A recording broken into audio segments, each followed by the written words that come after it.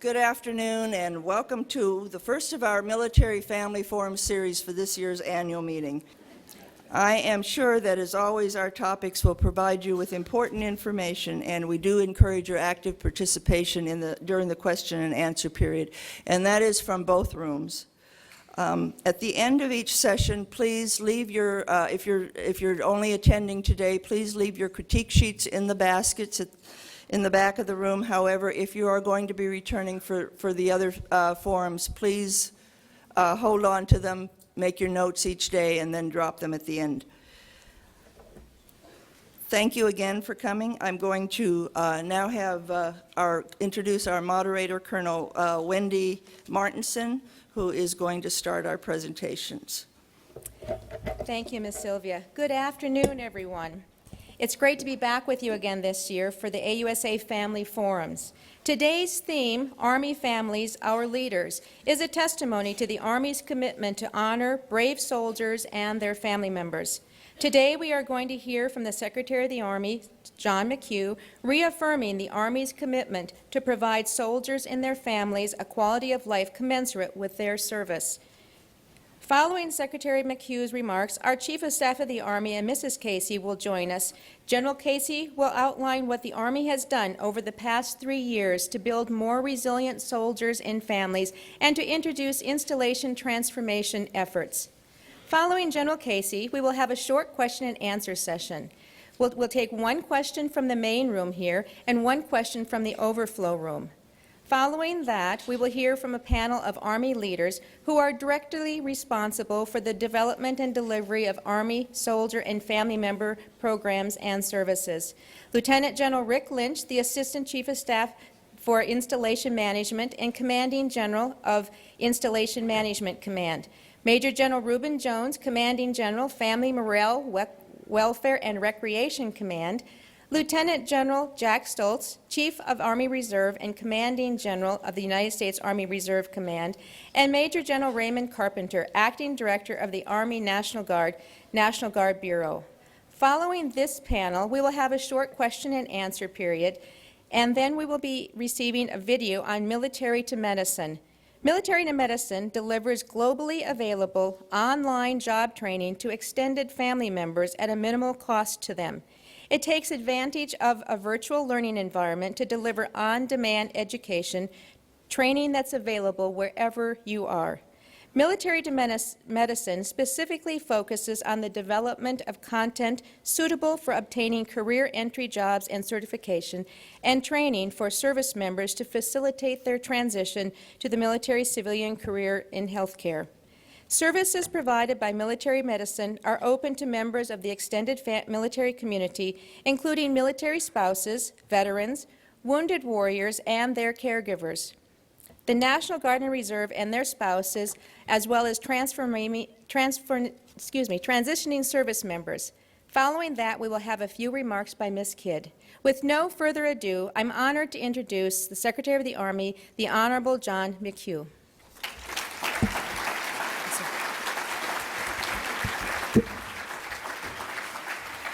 Thank you all. There are a lot of mothers in the audience, so I think we owe it to you. The family emergency is not of a life-threatening nature. The smallest child, the baby, had to go to the bathroom. So I want everybody to be at ease. Well, first of all, I'm thrilled to be here. This is my second time. Last year, I had been the secretary for a very brief time, and I stood at the back just to listen, to try to learn. Today, I'm also going to listen and try to learn, but I got to tell you, I didn't think it was possible, but you'll look even better from this angle than you did when I was in the back. And it's great to see so many of you here, as always, as you do day after day, in support of our soldiers and all that they do. You see this slide over here, America's Army, the Strength of the Nation. It probably also ought to note that the strength of America's Army comes from the Army families. Thank you. We use that phrase a lot, Army family. And I think it's fair to say that all of us in the senior leadership want it to be more than just a slogan or a bumper sticker.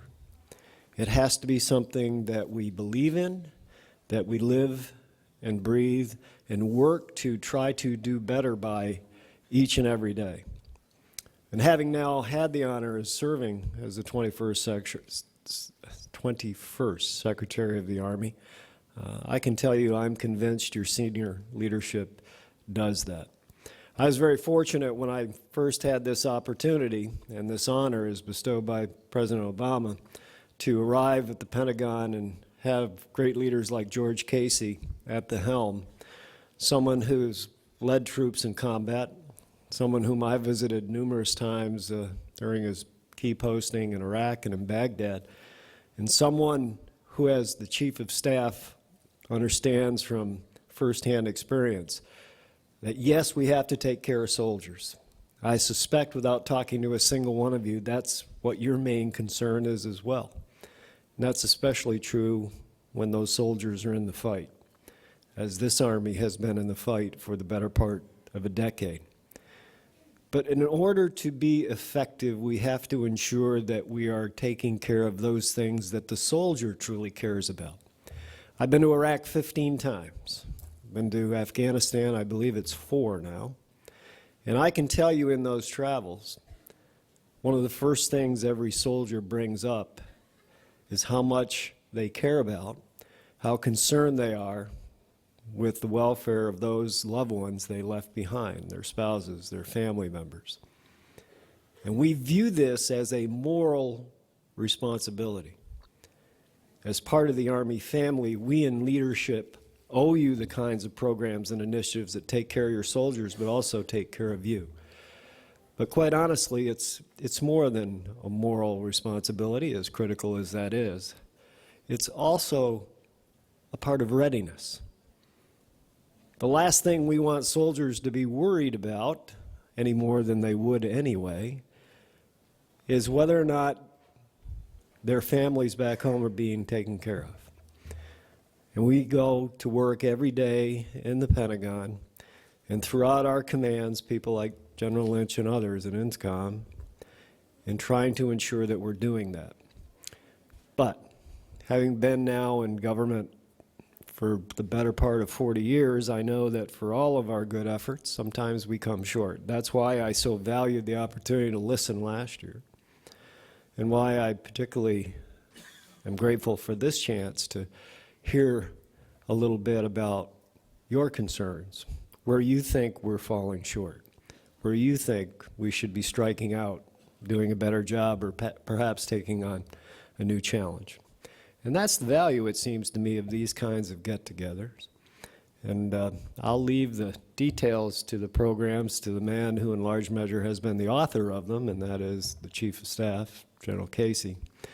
But I wanted to be here to tell you personally, in my experiences as a member of Congress and former chairman of the Personnel Subcommittee on Armed Services Committee, that for me, as I suspect the vast majority of the rest of us, the Army family is not just something we say. It's something we believe and something we want to try to work toward, to live each and every day. So thank you for letting me be with you here today. And Colonel, should I have a seat, or shall we do questions? Or I'd be happy to do questions. I just want to make sure I'm doing it correctly. Okay. Could you take the microphone, perhaps hold that so I can hear you? I'm concerned about spousal employment. Yeah. There are programs that cover a certain group and programs that cover another group, but there's people in the middle, and the programs and the executive orders don't really apply to those people. Okay, this is something we want to learn. I will tell you that spousal employment, or really the lack thereof, is something that we've tried to focus on. One of the more innovative and I think exciting, and it's certainly been popular, and frankly that's been part of the challenge, has been our education assistance programs for spouses that we've had to, that's all right, somebody calling, that we've had to reconfigure because the interest was going beyond the budget, trying to provide spouses with opportunities to get immediate training and that would translate quickly and easily into employment. The challenge that we can't control, of course, is the overall economy. And it's tough to find a job at any time in communities where no one's hiring. So that's been part of our equation. When you say the group in the middle, how would you define that group so we can think about what it is we have done or what we haven't done? Well, for example, like on the CPOL website, like the executive orders apply to one group of people and another group of people, but there are people that fall short, like in the middle. You can't claim spousal preference if you PCS for training, but Special Forces and PSYOP are both you PCS for training, but if you don't make it through the school, then you go back home. Well, in order to claim spousal preference, it can't be for training, but you have to have PCS on the orders itself, and you only have 2 years. So what happens to those wives that can use that eligibility but really aren't eligible? Well, that's why I want a little bit more detail. I can't give you an answer as to the vagaries as to PCSing and how it applies to our available programs, but I can tell you that as you speak, I've got about 5 people who are writing that down. I hope. Okay. And we will take a look at it. And if it's not necessary to give your name, but if you'd like to provide your background material, we'd also get back to you directly. Okay. Sir, we have a question from the other room. Well, I just want to make I'm sure sorry. that we got somebody who can get her information. Oh, okay, Major, you do that. Thank you. All right, we have a question from the other room. Oh, is Are you that what ready that for the was? question? Let's see if it works. Sir, from the other room, are you ready? Oh, where are you? In the other room, I think. The Great Oz is on the other side. Pay no attention to that voice behind the curtain. I saw the movie. I'm ready. Okay. My question for you, sir, is being in a war that's almost 10 years in conflict, many spouses are seeing back-to-back rotations of deployment. And with that, we have been seeing an increase in suicide attempts amongst spouses and their children. Is there anything that the Army or that the DOD has in place to take care of those families? Well, the first thing we're trying to do on suicide is to ensure we're taking the steps necessary to help prevent them. It's a very complex issue, and some cases will forever defy understanding. But what we have identified is a very close correlation between those rapid and persistent deployments that you spoke about and the unavailability of sufficient time back home in garrison between the deployments, bog dwell as we refer to it, and the chance to get back to garrison levels of stress.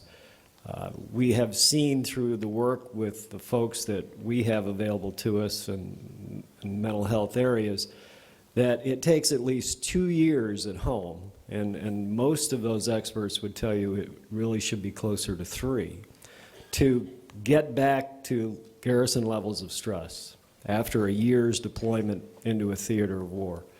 As no one knows probably better than many, if not all of you, we've been falling short, especially in some of the particular MOSs of that ratio. Some have been 1-to-1. Some of the MOSs have actually been less than 1-to-1. So the chief, and later when I came on board, I signed up to ensure that we do everything we can to extend those bog dwell ratios. And we're actually making progress. The chief spoke this morning about how through temporary end strength increases that have been provided through the Secretary of Defense and how our end strength has grown, that we have now reached a point where for a year out you have about 15 months to 18 months rather to a year, 15 months to 18 months time back home. And we're going to continue to work that, and all other things being equal, we feel relatively confident that going into next year, those rotations will be at about 1 to 2. The other things we're doing, and I know the chief is going to speak about this, or certainly did earlier this morning, is trying to ensure that we are bringing mental health services closer to the soldier, even when that soldier is forward deployed, and some would argue especially when it is, and trying to ensure that back home, you good folks have the opportunity for access to mental health services as well. As I'm sure you're aware, we have begun to closely monitor mental health status and pre-deployment, during deployment, and post-deployment mental health assessments. That's an important part of the equation. We want to make sure when things are going wrong that we're aware of it and can help people who are showing indicators of needing assistance.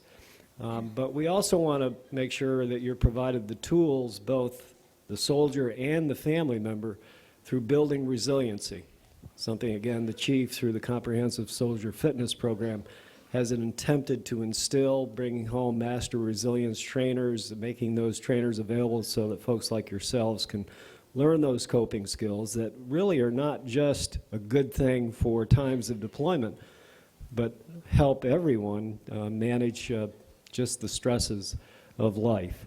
We're trying to take that holistic approach, one that recognizes the mental and the medical aspects of this, recognizes the spirituality of these kinds of challenges, and provides the tools both before deployment, during, and hopefully equally important afterwards to combat what we recognize as a huge problem within the United States Army.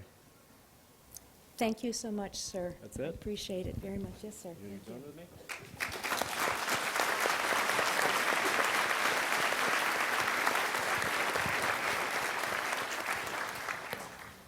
And now Ms. Sylvia will come back and continue with the program. All right, now I would like to introduce the AUSA Volunteer Family of the Year, Master Sergeant Evelani Faniel, her husband, Mr. Dewey Faniel, and sons Alex, Sam, and Emmanuel. Would you all please come up?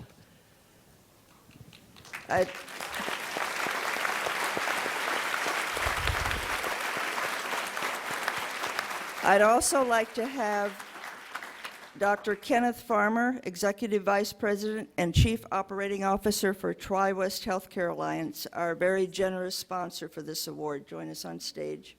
Please come on up. General Farmer retired as a Major General from the Army Medical Corps, and before his retirement, he served over 2 years as a Commanding General, North Atlantic Regional Command and Walter Reed Army Medical Center. He's also held the position of Deputy Surgeon General as well as Chief of Staff of the U.S. Army Medical Command. Dr. Farmer will make the presentation to the Faniels. Thank you very much, Sylvia, and congratulations to this great Faniel family. I'm so proud to be able to be here on behalf of Tri-West Healthcare Alliance to join all of you in recognizing this extraordinary Army family, and through them, all Army families. Master Sergeant Faniel and Dewey, you've given to the Army a great gift, an amazing gift of service to country, community, and especially to the youth who are the future of our country. And you're clearly passing that commitment on to your children, and they are literally sharing it around the world. And we are very much in your debt. Each and every day, the company that I now have the privilege of working for strives to be worthy of serving families like this one. We work to make sure that the nearly 3 million military families, or military active duty retirees and family members in the 21 states of the West have access to high-quality health care, and that you're treated with the dignity and respect that you not only deserve, but that you've earned. And along the way, with the strong support of all of our employees as well as our owners, we have the opportunity to do things like partnering with other great organizations like AUSA to recognize these fine men and women who serve our country in uniform and the families that stand with them every step of the way.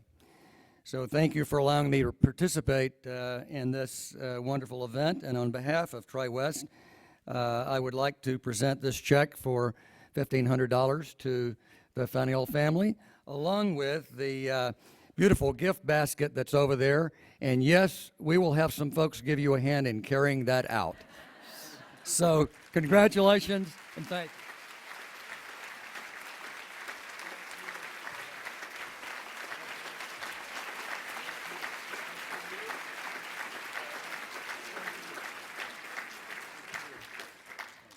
Again, our sincere thanks to Tri-West and General Farmer and to the Faniel family for all they've done.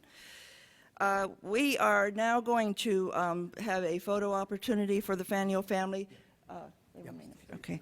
If Secretary McHugh, General Casey, and Mrs. Casey please come up.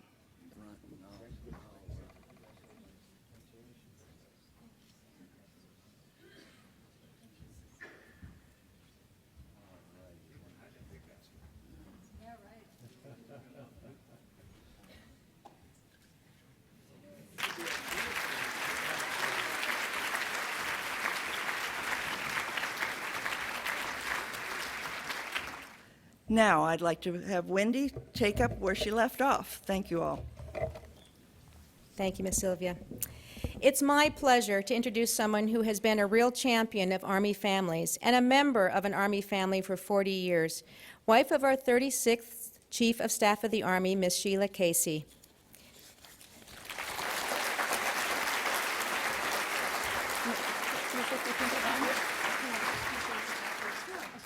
I'd like to just read a few things about her. She's got such a great contribution. Mrs. Casey is the Chief Operating Officer of the Hill newspaper, a paper that reports on the United States Congress. Prior to joining the Hill in '97, she was the Director of Finance at the Texas Council for Family Violence in Austin, Texas. She's a member of the Board of Governors of the National Military Families Association, a nonprofit organization that is the voice for military families, and on advisory boards of the Discovery Military Channel, Thanks USA, and the Bob Woodruff Foundation. She's the mother of 2 and a grandmother to 5. Ladies and gentlemen, please join me in welcoming Mrs. Casey.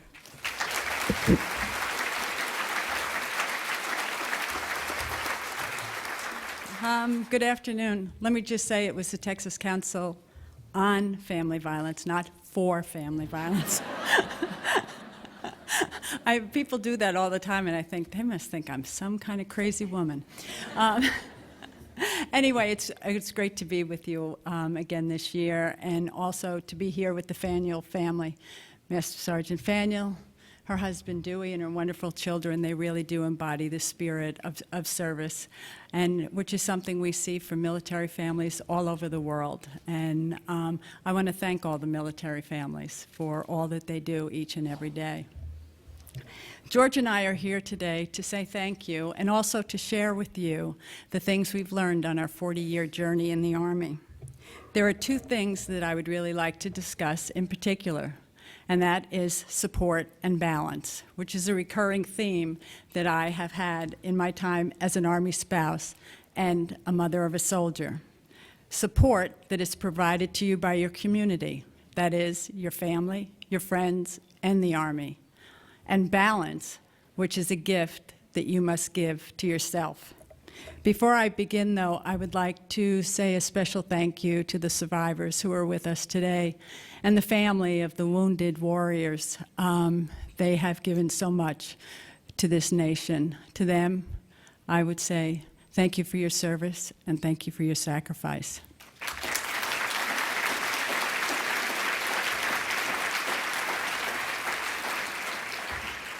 This is the 9th year of military operations in Afghanistan. I mean, who can believe that it's almost been a decade that we've been at war with an all-volunteer force, which is really something this nation has never done before. And all of our spouses and families have been with our soldiers every step of the way. You really are the rock, you know, the foundation of this effort, and the nation is grateful for your contribution to keeping this country safe. Over these last tough 9 years, Army families and communities have been supporting our soldiers and each other in the face of multiple deployments and challenges of reintegration. It's been incredibly difficult on our families. This past year, George and I gained an even greater appreciation for all of you as we watched firsthand our younger son, Ryan, as he deployed, as he was actually called up by his reserve unit, but deployed with the National Guard unit to Afghanistan. And we were incredibly pleased that we were able to welcome him home earlier this month. I'll tell you that his deployment gave me a totally new perspective and education, not only as a mother, but as the mother-in-law of a military spouse and the grandmother to two wonderful military children. It was terrifying that I was no longer in a position to do the most important job of a parent, protect my child. And at the same time, his deployment put our family right in the center of the complex challenges that we all face. So we found comfort in tapping into the Army community for his children, for his spouse, and for our entire family. As it also reinforced something that I've always known to be true. Finding balance and making room for you in your own life is essential for everyone, and especially essential for military spouses. In this way, we can be there for our spouses and our families. And I'll talk more about that in a moment. There is no doubt that over the last 9 years have taken a toll on all of us. We are all living in what some people call the new normal, a life of deployments and homecomings, missed anniversaries and birthdays, first days of schools and graduations. And I can tell you that I can fully appreciate the roller coaster ride that we have all been on. In 2004, George deployed to Iraq for 12 months, came back 32 months later, and took the job as chief. In the last 3.5 years, we have been on a new journey, traveling around the country, speaking with soldiers, spouses, FRG leaders, and military families. And we have listened very carefully. You told us how you were doing and what kind of support you needed. You talked about the unique challenges facing military families today. And what we heard consistently was that you wanted to know that when you looked back, when you needed support, that the Army was there for you and your families. Today, spouses tell me that they do believe that the Army has been there for them. We've come a long way in understanding and supporting the needs of families, but we're not done yet. The greatest support to families has always been from each other, from the sister and brotherhood of good neighbors supporting and taking care of each other in tough times. It was true 40 years ago, and it's even truer today. And then there's the big Army's effort to support us, the Army Family Covenant, which turned 3 years old this month, and George will talk a little bit more about that and the progress that's made in the numerous programs. But at the same time, it's also important to recognize that often knowing that the programs exist is all that we need to know. We hope that we don't ever have to call on them, but it's essential and comforting to know that the Army provides the help if and when we need it. But I believe it's because of this progress that we now need to focus our energies on providing feedback on the programs we have, to calibrate them and make sure that they are providing the right services for today and into the future. We have also learned that the Army cannot provide all the support that we need. It's about the picture, it's about the bigger picture. It's what we call the community of caring. By community of caring, I mean the countless individuals, local communities, private organizations, and corporations that do so much for our soldiers and their families. Our support network is much larger than just us. Thanks to the First Lady and Dr. Biden, for example, that the story of military families is now told on the national level. Organizations like AUSA have long energized communities to pull together to support our soldiers and their families. Today, we are backed by numerous partnerships, nonprofits, and corporations committing to provide support to each and every Army family, truly providing a community of caring. I mentioned it earlier, but the second thing I'd like to talk to you about is balance. We need to find our own balance. We are stressed and we're stretched from the cumulative effects of multiple deployments. These past 9 years have taken its toll and demanded a lot of us, and so many of us have a hard time finding balance in our own lives. It's something I struggle with every single day. Being a part of a military family can be extremely challenging but very rewarding. We are tested by things such as moving, multiple deployments, reintegrations, and kids changing schools. But these are the very things that also bring us closer together. We benefit from being a part of a close-knit community in which, through adversity, we are brought together, often becoming lifelong friends. I believe that military spouses are stronger and more resilient than we give ourselves credit for. It's been challenging, but we've learned a lot. We know that deployments make finding balance even more difficult. Not only do you have the added pressures of having to be mom and dad, but you also lose the ability to have a continuous conversation with your spouse as well. It is so much easier to come up with alternative solutions, better solutions to family problems when you talk about it in detail with your spouse. When they're deployed, you just don't have that opportunity. We all have to recognize what is missing from our normal routines so that when it comes time to reintegrate, we take the time to reestablish communication, something that is often very hard to do. We, as caregivers, always tend to put ourselves at the bottom of the pile, behind those of our children and our spouses, especially during deployments. But I have come to learn that you have to care for yourself first, otherwise you won't be capable of taking care of anyone else. And you must take time for yourself. You need to find something that you love to do and something that has nothing to do with the Army. So, in the spirit of finding balance, I encourage each one of you today to do something nice for you. Just as you need to know that need to be your own number one priority, I want you to know that families are our number one priority. While there are over 800 plus, the overflow in the other room, gathered here today, you do represent the spouses and families of more than 1.1 million men and women who proudly wear the Army uniform. I'd like to take this opportunity to thank all the Army families for the opportunity to get to know you over the past 40 years. I am proud to stand beside you, and I am proud to be one of you. If I can leave you with one closing thought, it is that after 9 years at war, we know that family support is a constantly evolving process. There is no crystal ball.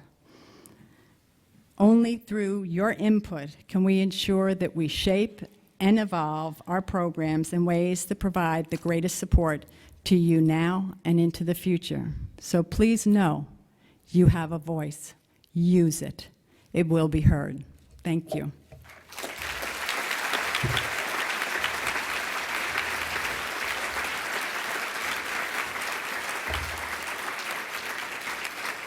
So now it's my job to introduce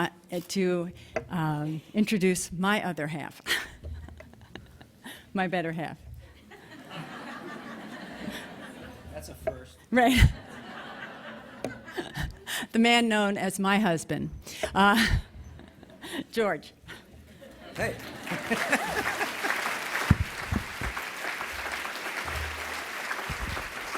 Well, thank you, dear, for that warm introduction. After you speak following your two bosses, I'm not sure there's anything left to say. Great to be here with you. And this is our third family forum. And what I'd like to do today is talk to you broadly about the context that we see evolving here over the next couple of years, so you have a context to put what's going to go on with family programs in. Talk to you a little bit about what you're hearing about the budget. And then we will have the third annual vote on how we're doing on the Army Family Covenant. Some of you will remember, I'll say the thing, and you either go, ooh, or yay, all right? And they can be accompanied by thumbs up, or down, all right? So we'll do that at the end to get your sense, because I'm not going to stand up here and tell you all the great things we've done over the Army Family Covenant. I need you to understand how it's impacting on you all. So where did this begin? So I'm an Army brat. I've been an member of an Army family for 62 years. And I know some of you are saying, you don't look a day over 70. But as I was growing up, moving all over the Army, you know, some of you may have seen the movie When We Were Soldiers Once and Young, and they had the family with 5 kids in a big country squire station wagon driving across the country. That was the Caseys. And my mom's motto, as we went through all that, was make the best of it. Make the best of it. That was it. You know, hey, Mom, this doesn't have any sheets on it. Make the best of it. Have a nice day.